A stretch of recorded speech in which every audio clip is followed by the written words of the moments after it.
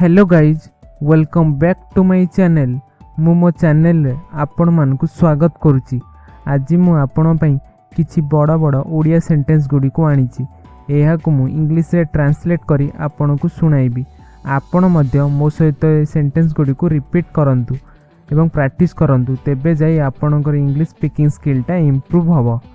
ता पूर्वरु मो वीडियो को लाइक एवं मो चैनल को सब्सक्राइब करि नियंतु। चलंतु देखिबा। Our first sentence is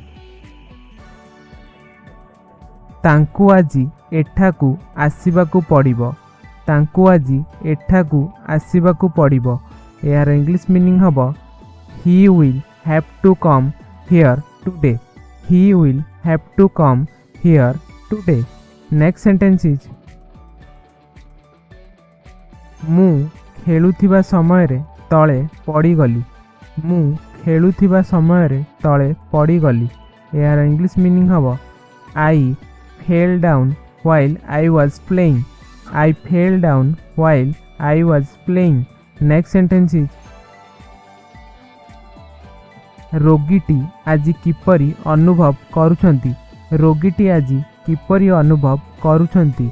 यार इंग्लिश मीनिंग हबो how does the patient feel today. How does the patient feel today। next sentence is मो घर आगरे गोटे बगीचा अच्छी। मो घर आगरे गोटे बगीचा अच्छी। यार इंग्लिश मीनिंग हबो there is a garden in front of my house. There is a garden in front of my house.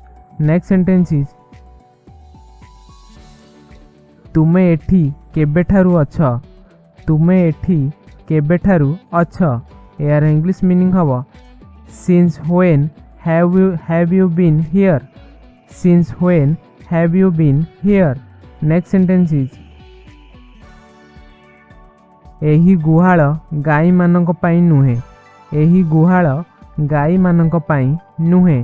यार इंग्लिश मीनिंग हबो this shed is not for the cows. This shed is not for the cows. Next sentence is से श्रेणी रे बहुत शब्द करंती। से श्रेणी रे बहुत शब्द करंती। यार इंग्लिश मीनिंग हबो he makes much noise in the class.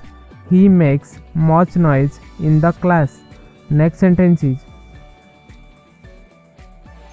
सेमानक मध्यरु चारि जण अत्यंत दुष्ट।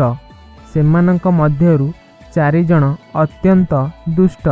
यार इंग्लिश मीनिंग हबो four of them are very wicked। four of them are very wicked। next sentence is तुमे काली मो घर को आसीबो की।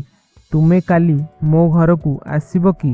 यार इंग्लिश मीनिंग हबो will you come to my house tomorrow। will you come to my house tomorrow।